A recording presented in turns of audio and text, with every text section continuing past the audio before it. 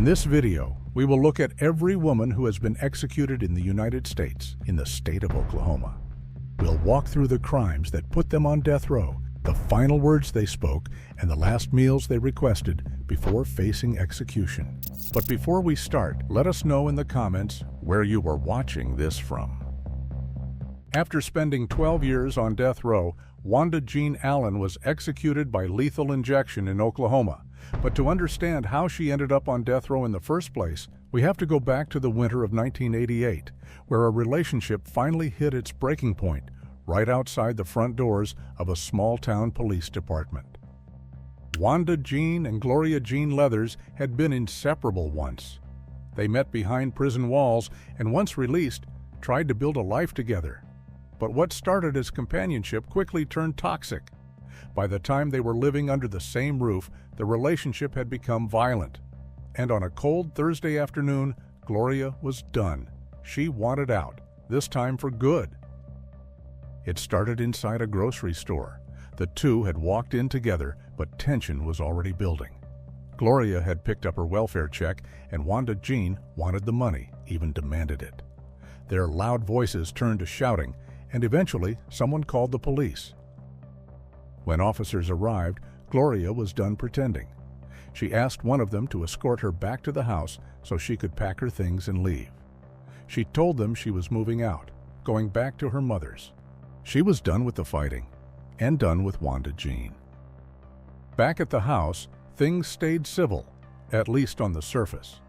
The officer waited as Gloria gathered her belongings and made a quick phone call to her mom to ask for a ride.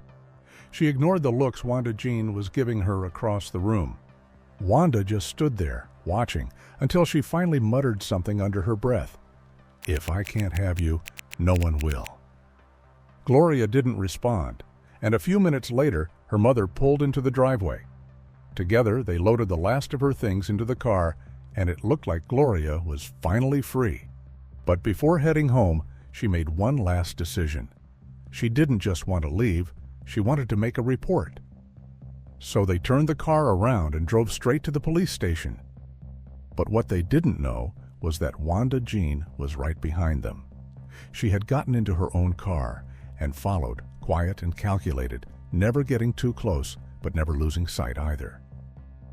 When they reached the station, Gloria opened the door and stepped out, walking toward the front entrance. But she only made it a few steps.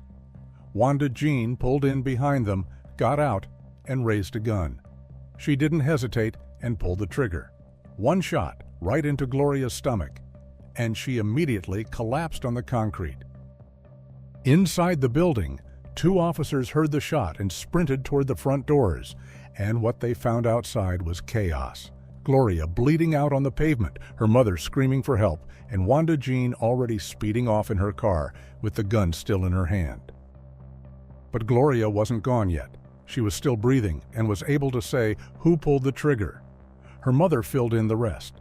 It all had happened in broad daylight, right on the police department's front steps.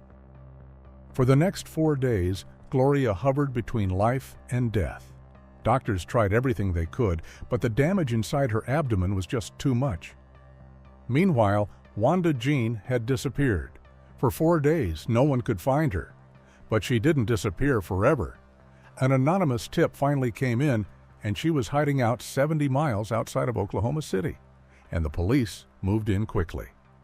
When they arrested her, they found the .38 revolver stashed nearby, the same one that had torn Gloria's life apart in a split second.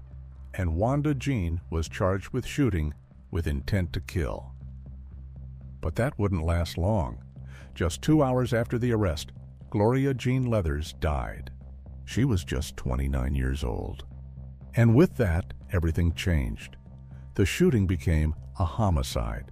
And the story behind it, the why, the who, the how, wasn't as simple as it looked. Not when investigators traced it back and looked at Wanda Jean's life. Most days, Wanda Jean took it upon herself to keep the rest of the family fed. When there wasn't enough to go around, she stole cash, food, and whatever she could carry.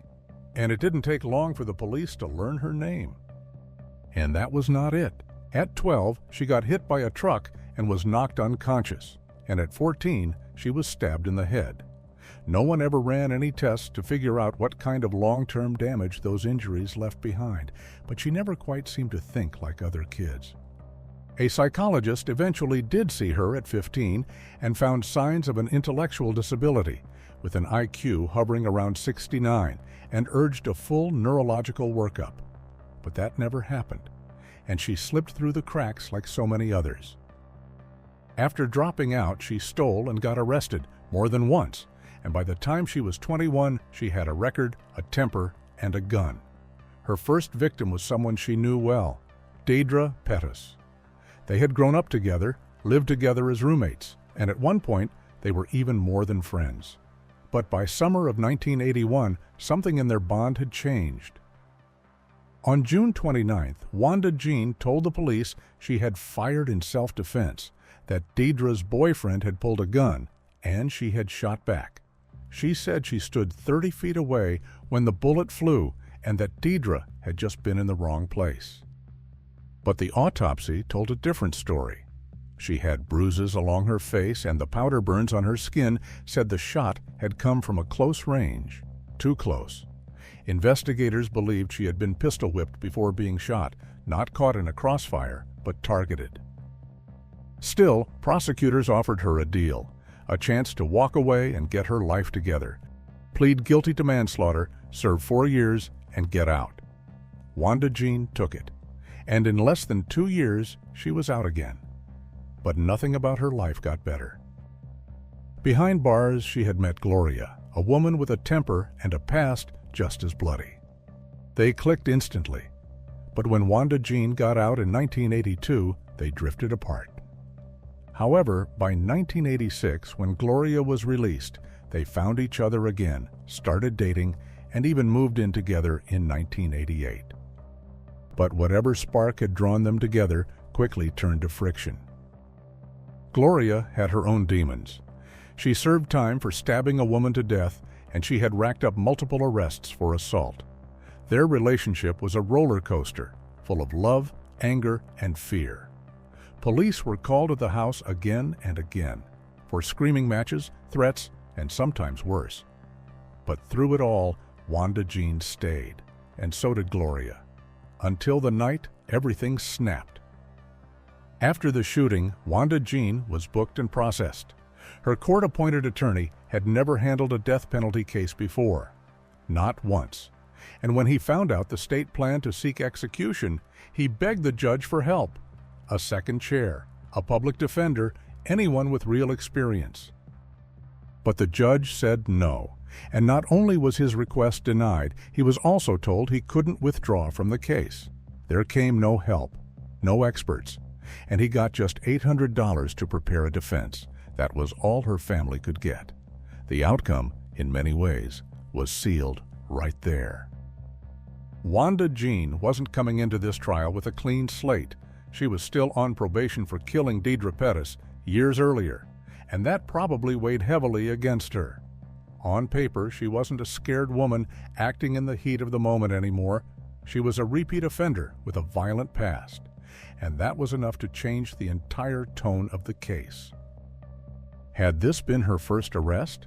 Had Deidre's death not followed her into that courtroom, maybe the story would have played differently. Maybe the court might have viewed her as desperate or emotional. But Deidre was dead, and now Gloria was too.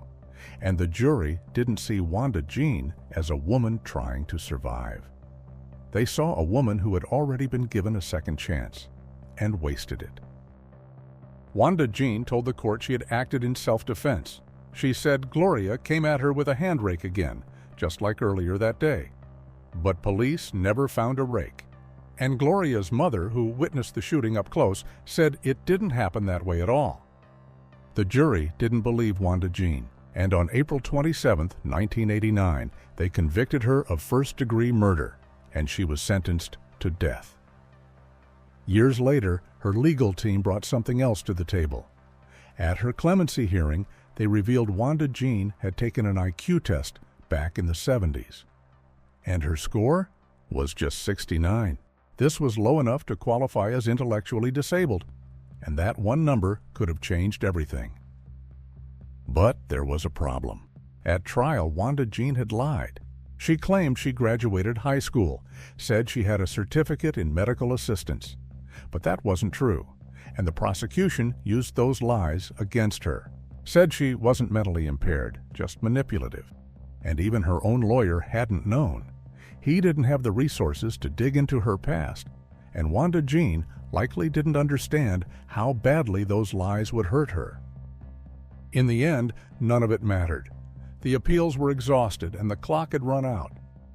Wanda Jean spent the next 12 years on death row, and as the execution date closed in, she leaned into the only place left to go, faith.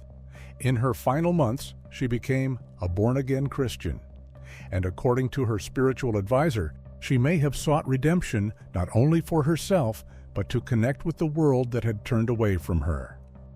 On January 11, 2001, Oklahoma carried out her execution. That day, 24 relatives of the victims stood in silence. Some had lost Gloria Leathers, others Deetra Pettis. Both were gone because of the same woman.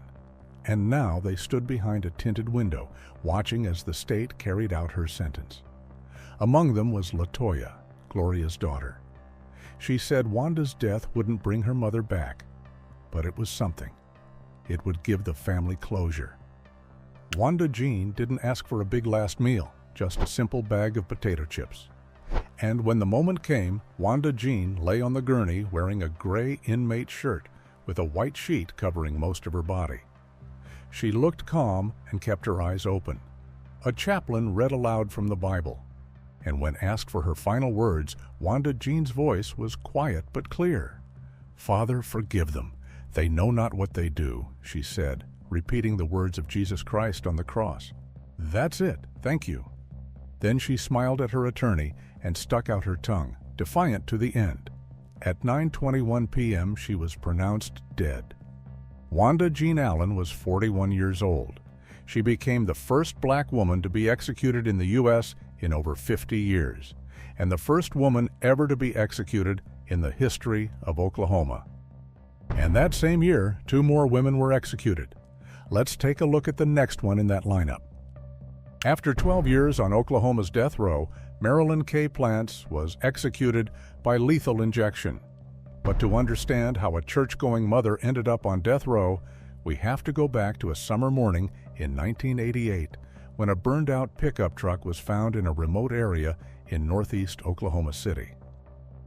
On the evening of August 25, 1988, James Earl Plantz left for his overnight shift at the Daily Oklahoman. He was 33 years old, a working husband doing his best to support his wife and kids. At home, Marilyn Plantz tucked their 2 children, 9-year-old Trina and 7-year-old Christopher, into bed. The house was quiet, normal. But Marilyn already had a plan in motion. She wasn't alone that night. Hours earlier, she had picked up 17-year-old William Clifford Bryson and his friend Clinton McKimble. The 3 of them drove around for hours. Marilyn pulled money from her bank account, bought crack cocaine and beer, and waited for Jim to leave home for his night shift. And once he was gone, they returned to the house. The 2 men drank and smoked in the front room of the house while Marilyn took care of the children and went to bed around 10:30 p.m. But this wasn't the first time she had welcomed Clifford into her home. They had met sometime in late 1987 or early 1988. Marilyn was nearly twice his age, a married mother of 2. Clifford was a teenager, just 17, with little direction. But by spring, their relationship had turned sexual. While her husband worked late nights trying to provide for his family, Marilyn played hostess.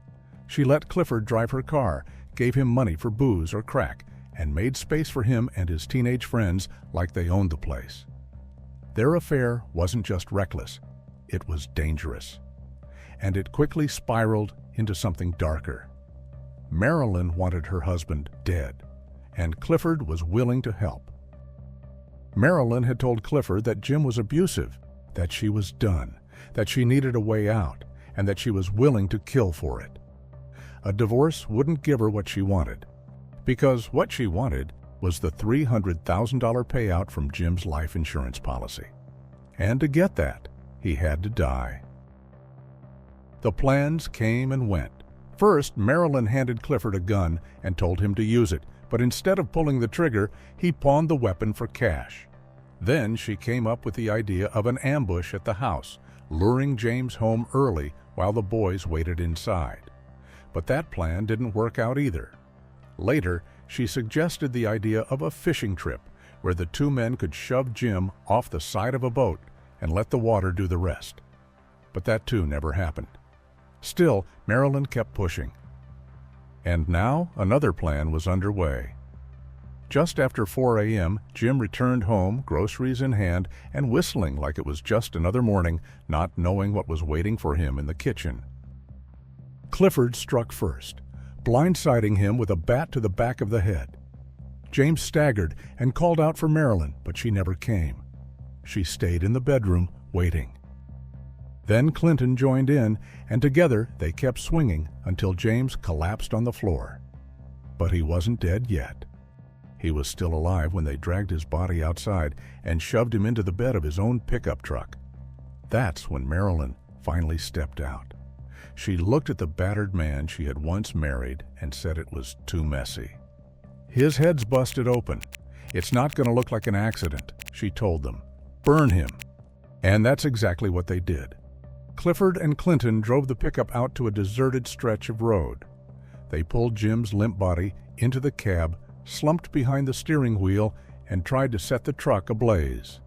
Clinton lit a rag in the gas tank, but it didn't catch. So Clifford poured gasoline inside and around the vehicle and struck a match. The fire roared to life, and as they drove away, they looked back and saw something no one forgets. Jim was trying to sit up. He was still alive when the flames took him. Back at the house, Marilyn was already scrubbing the blood from the floor. She then told the men to strip out of their bloody clothes and change into her husband's, while she bagged the stained clothing in a sack. She told them to dump this bag far away from her house. She wanted no traces and no mistakes. But their night wasn't over. Still high and wired from the adrenaline, Clifford and Clinton stopped at a convenience store where they used the dead man's cash to buy sandwiches and drinks like it was any other night. Then they headed to a friend's house, Michael Kendrick's place. There, in a haze of casual bravado, they told Michael what they had done, laid it all out like it was no big deal. And when Michael asked about Marilyn's kids, Clifford said they were asleep just a few feet from where their father was beaten to death. Then Clifford picked up the phone and called Marilyn. She was fine, she said. She had already bought a new rug to hide the bloodstains. And before hanging up, Clifford told her what they both already knew. They had to stay close now.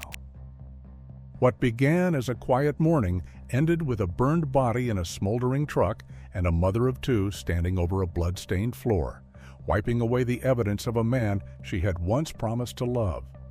This wasn't just murder. It was coordinated, planned, and brutally carried out by the person Jim trusted most. Hours later, at 5:15 a.m., firefighters found the burned-out pickup in a remote area in northeast Oklahoma City.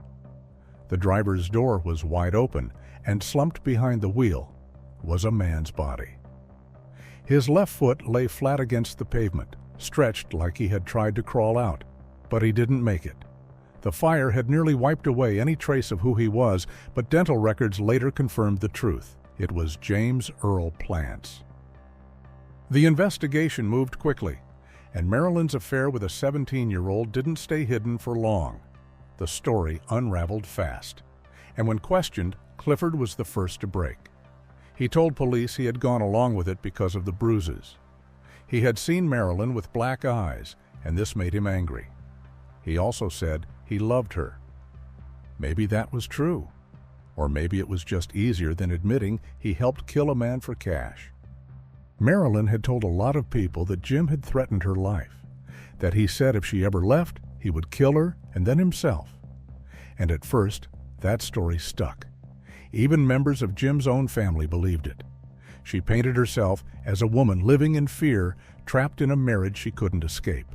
She said she had told Jim she wanted a divorce, but that he had responded with threats. That kind of talk left an impression on others, and for a while, it worked. Jim's family didn't want to think Marilyn had anything to do with it. She had always seemed so put together, so quiet. The kind of woman who sat in the same church pew every Sunday, Bible in hand, and a soft smile on her face. Jim's sister even tried to hire a lawyer for her. They thought maybe Marilyn had been manipulated, or maybe she hadn't known the plan until it was too late. But that hope shattered when detectives revealed what they had found. Marilyn hadn't just been aware of the plan, she had been the one pulling the strings. She promised Clifford that as soon as Jim was out of the picture, they would cash in on his life insurance, leave Oklahoma, and start a new life together. She talked about marriage, even named the places they would go. It was all mapped out, cold and calculated. And that's when reality set in with Jim's family. Their loved one hadn't died in some tragic accident. He had been murdered, and the person behind it was his own wife. After the arrests, Clinton took a plea deal. He pleaded guilty and took a life sentence in exchange for testifying against Marilyn and Clifford, and he didn't hold anything back. On the stand, he gave the jury every ugly detail, the plans, the beatings, the fire, and Marilyn's role in it all. She hadn't just watched. She pushed it along, lit the match, and fueled the fire in every way but literal. When it came time to face trial, Marilyn and Clifford sat side by side, but when it came time to speak, they both stayed silent. No explanations, no apologies, nothing. But the jury saw right through them. They were both convicted. And in March 1989, Marilyn, once a Sunday school teacher, a wife, and a mother, was sentenced to death for planning the murder of her husband.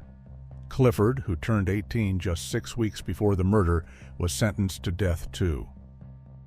He spent the next 11 years on death row.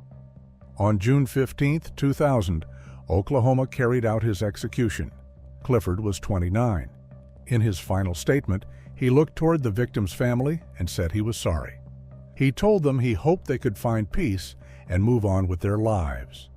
For his last meal, Clifford requested 10 fried shrimp, a salad, a strawberry drink, a slice of German chocolate cake, a pint of ice cream, and a hot apple fritter. For the same 12 years, Marilyn stayed in her cell and kept fighting, trying to shift the focus to the life that came before the crime. She blamed her childhood for what she had done, and eventually her family backed her up. During one of the trials, 3 of her sisters came forward, and each gave sworn statements that painted a bleak picture of their childhood. The 6 of them had grown up in a home marked by poverty and control, where their father ruled with a heavy hand. He was strict, angry, and quick to punish. They said the bruises weren't always visible, but the fear stuck around. And they didn't stop there. They talked about Jim too, how Marilyn had gone from one controlling home to another. They described him as jealous, harsh, and increasingly violent. To them, Marilyn never escaped the cycle and traded her father's shadow for her husband's. But no matter how many stories were told or how many wounds were reopened, it didn't change the outcome. At the clemency hearing, Marilyn asked for her death sentence to be commuted to a life sentence. She said she was deeply sorry for everything she had done. Her voice cracked as she spoke about the one thing that still gave her hope, her daughter Trina, who had only been 9 years old at the time of the crime. After years of silence, the two had finally reconnected. "It's hard for me to think about living the rest of my life in prison," Marilyn admitted. "But now I have a real reason to live." Trina sat just a few feet away, silently weeping, a tissue pressed tightly against her face. She didn't speak during the hearing, but a pre-recorded video played in her place. In it, her voice trembled. "I want the chance to forgive her," she said, "but I can't bear the thought of finally having a relationship with a mother I haven't seen in 13 years, only to watch her die in 3 weeks. That makes me cringe." But the decision stood, and the board's 4-0 vote moved her closer to becoming the second woman executed in Oklahoma. She had her last meal on Monday, April 29th, 2 days before the execution. She requested a chicken taco salad, a Mexican pizza, 2 enchiritos, 2 chicken soft tacos, cinnamon twists, a slice of pecan pie, and 2 cans of Coca-Cola, her last comfort before the needle. On May 1, 2001, she was strapped to the gurney. She didn't cry, didn't beg. Instead, she leaned into the faith she had clung to in her final years.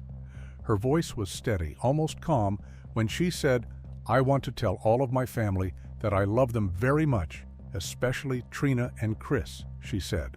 "What God has given me is love, and I have overcome the world. And I just want y'all to know that nothing, absolutely nothing, can separate us from the love of God." Then she looked toward her family and added one final message: "If you all want to see me again, you must be born again." She didn't apologize for what she had done to her husband, and she never expressed any regret, not for the murder and not for the plan she helped set in motion. After the execution began, her chest moved slightly, and she made a few short snorting sounds, but then went still. 3 minutes after her final words, at 9:11 p.m., she was pronounced dead. Marilyn K. Plantz was 40 years old. Let's take a look at the next and last woman executed in Oklahoma. After spending 19 years on death row, Lois Smith, also known as Mean Nadine, was executed by lethal injection in Oklahoma. But to understand how a 42-year-old woman ended up there, we have to go back to the 4th of July in 1982. Early that morning, 20-year-old Cynthia Lucille Bailey, also known as Cindy, was staying in a motel in Tahlequah, Oklahoma. She got a call from her ex-boyfriend, James Gregory Smith, and he told her that he wanted to meet.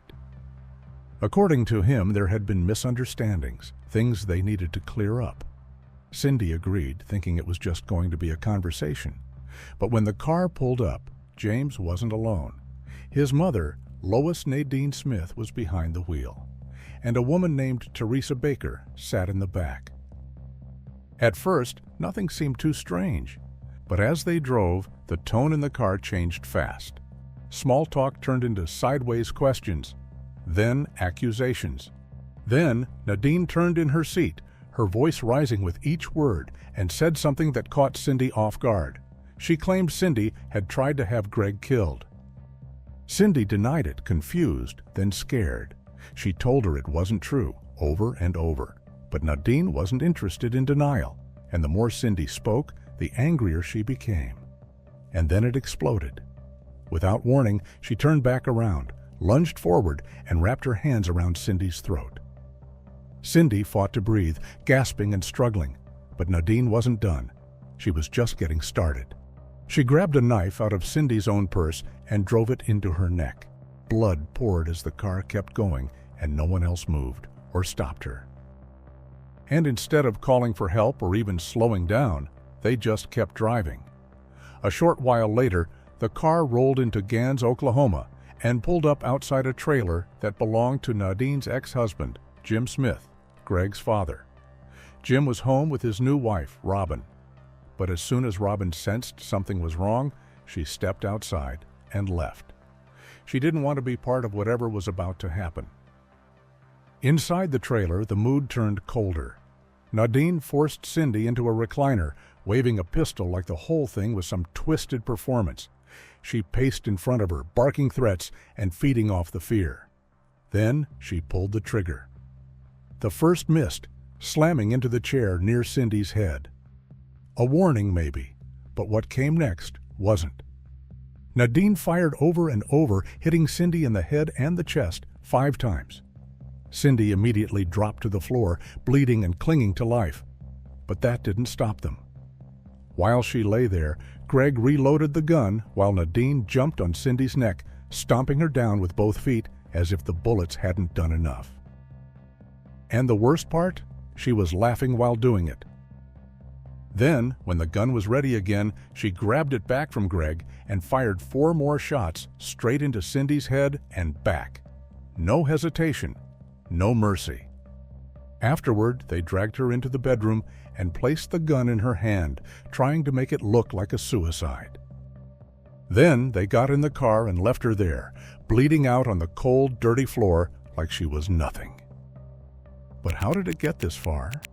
How did a devoted mother become capable of something so brutal? Lois Nadine Dodd was born in 1940 in northeastern Oklahoma to a family that didn't believe in soft landings. The full details of her childhood are hazy, but locals remembered one thing. She was mean. Mean enough to earn a nickname by her teenage years, Mean Nadine. And it wasn't just a joke, it was a warning, and that name would follow her like a shadow. She married young to a man named Jim Smith and eventually became the mother of a boy who would grow up to be the center of her universe, James Gregory Smith.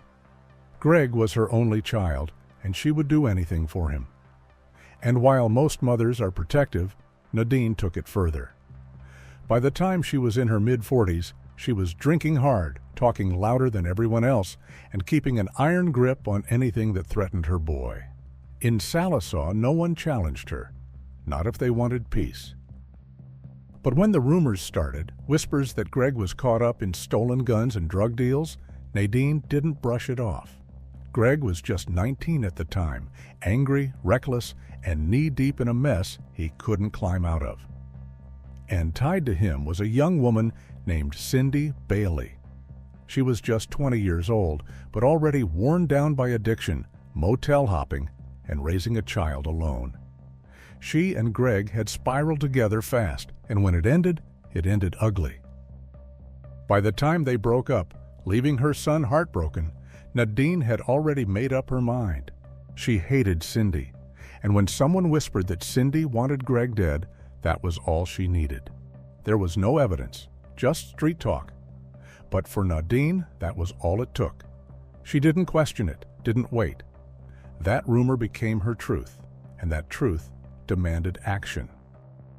And she didn't keep it to herself either. She told people, bragged even, said Cindy needed to be put in her place, said someone ought to teach her a lesson. It stopped being just anger and started sounding like a plan. And still, no one stepped in. No one warned Cindy. No one thought Nadine would go through with it. But she did. By the time Cindy climbed into that car on July 4th, it was already done. The target was locked, and the decision was made. On July 5th, Cindy's body was found inside the trailer of Nadine's ex-husband. Neighbors had heard the gunshots, but had waited. It wasn't until later that someone finally called the police. And when investigators arrived, the pieces fell into place fast. Multiple witnesses remembered Cindy leaving the motel with Nadine, Greg, and another woman, and some even described the car. A man in Jim's neighborhood told officers he saw that same car parked outside the trailer on the 4th, and another neighbor said they had heard a woman screaming. Investigators immediately had their suspects, and Nadine, Greg, and their friend were all brought in. But when they brought Nadine in for questioning, she didn't blink. She didn't cry. She didn't twist the story to make herself look better. Instead, she leaned in across the table and told them everything. "Yes, I shot her," she said flatly, without a trace of remorse in her voice. "She was going to have my son killed. She wouldn't stop." And it didn't come out like an apology, more like a justification. Greg sat beside his mother and told investigators the truth. He had been there too, and not just as a witness, but as an accomplice. He admitted that during the shooting, he reloaded the pistol for her, handed it back, and never once tried to stop her. Soon after, police recovered the .22 caliber revolver, along with empty shell casings and blood-stained clothes. It all lined up. There was no puzzle left to piece together, no mystery to solve, no need for forensic tests or long interviews. They had confessions, they had the weapon, and they had a timeline backed by the two people who ended Cindy's life. So less than 48 hours after Cindy's murder, Nadine and Greg were arrested. Sequoyah County had never seen anything like it. A mother and son arrested in record time for one of the most vicious killings in the state's recent history. And while other cases crawled through the courts for years, this one moved fast, because there was nowhere else for it to go. By 1983, the prosecution didn't need to prove that Nadine pulled the trigger. She had already admitted that. What they had to show was that this wasn't a moment of spontaneous rage, but that it was planned. a slow build of anger and obsession that ended with Cindy bleeding out on a recliner in a trailer in Gans. And with every word Nadine gave them, every piece of evidence, and every witness willing to testify, that narrative only got stronger. The pictures were brutal. Cindy's body was covered in bruises, with 9 bullet wounds and a deep gash across her neck that looked like someone had tried to silence her in the most desperate way. The autopsy confirmed what Cindy never had the chance to say. She had been shot 5 times in the chest, twice in the head, and once in the back. Any one of those could have ended her life. And the knife wound, deliberate, forceful, and deep, could have done the same. Nadine's defense team pleaded for mercy. They argued that she acted out of fear, that Cindy was a threat to her son Greg. They pointed out that Nadine had no prior criminal record and tried to frame her as a mother doing what she thought she had to do to protect her child. Greg also took the stand, and his testimony was torn between loyalty and guilt. He admitted he helped, he reloaded the gun, but also claimed he honestly believed his mother was trying to save him. But the jury didn't see it that way. After hours of deliberation, they found Nadine guilty of first-degree murder and sentenced her to death. Jim and Teresa were arrested too, though their exact sentences aren't publicly known. Greg was convicted as an accomplice and sentenced to life. He served 27 years before being paroled in 2009. But his freedom didn't last long. Less than 2 years later, Greg, now going by James, was back in prison, this time for a drug charge. It wasn't violent, but it was serious enough to send him back. He stayed locked up until April 2011, and once he got out, he disappeared. For the next 3 years, he was off the radar. Then, in 2014, police in Montana arrested him again, this time on kidnapping and assault charges. That August, Kathleen Mitchell boarded a bus out of Oklahoma, but she didn't leave by choice. She was fleeing for her life. The domestic violence shelter in Tahlequah had helped her escape after her ex-boyfriend, James Gregory Smith, beat her and threatened her life. But by October 9th, he had already tracked her down. Across state lines, hundreds of miles away in Bozeman, Montana, James found her and took control all over again. For nearly 2 months, Kathleen was held against her will in a motel room. She was isolated, beaten, and constantly threatened. She feared for her own life and for the safety of her children. Eventually, she couldn't take it anymore. She waited until James fell asleep and quietly called 911. When the dispatcher picked up, all she whispered was, "Help me." And when the police showed up, she begged them to put her in their patrol car and not leave her behind. That day, James was arrested. But Montana wasn't the only place that wanted him. Back in Oklahoma, he was already a wanted man for violating parole. Now he faced up to 10 years in prison for kidnapping, though records don't make it clear how much time he actually served, or whether he was ever returned to Oklahoma to face consequences there for violating parole. Meanwhile, Nadine had already entered death row at the Mabel Bassett Correctional Center, and for the next 19 years she fought through one appeal after another, arguing that her nickname had biased the jury, that her confession wasn't fair, and that she wasn't mentally competent. But every court denied her claims, including the U.S. Supreme Court. And in the end, a date was set. And on the evening of December 4th, 2001, Nadine was strapped to the gurney. For her last meal, she had requested barbecue ribs, onion rings, strawberry banana cake, and a cherry lemonade. When the time came, her last words were soft but steady. "To the family, I want to say I'm sorry for all the pain I caused you," she said. "Please forgive me. You must forgive to be forgiven." Then she added, "To live is Christ, to die is gain. Thank you, Jesus." Inside the witness chamber, Cindy's daughter, Brandy Fields, sat beside her husband, a family friend, and an aunt. She listened as the woman who had taken her mother's life asked for forgiveness. Afterward, Brandy spoke through tears. "If she really meant it, you have to forgive even though it's very hard and it doesn't help me at all," she said. It does a little bit, but it doesn't bring back my mom." Her voice cracked. "I wish she thought of this before she did what she did. We wouldn't be in this position." And yet for Brandy, it wasn't truly over. Not while Greg still had parole hearings ahead. "I'm glad this part of it is over, because I don't ever have to hear that she's got clemency or is going to stay the rest of her remaining life in prison. She's got what the court handed down to her." At 9:13 p.m., just 2 minutes after the drugs were administered, Nadine was pronounced dead. Lois Nadine Smith was 61 years old. Nadine had been the first woman sentenced to death in Oklahoma after the reinstatement of capital punishment. But in the end, she became the last woman the state executed. That concludes all women executed in Oklahoma. If you liked this video, make sure to check out the next one, because just when you thought it couldn't get worse, well, it can. And the next cases are even more disturbing.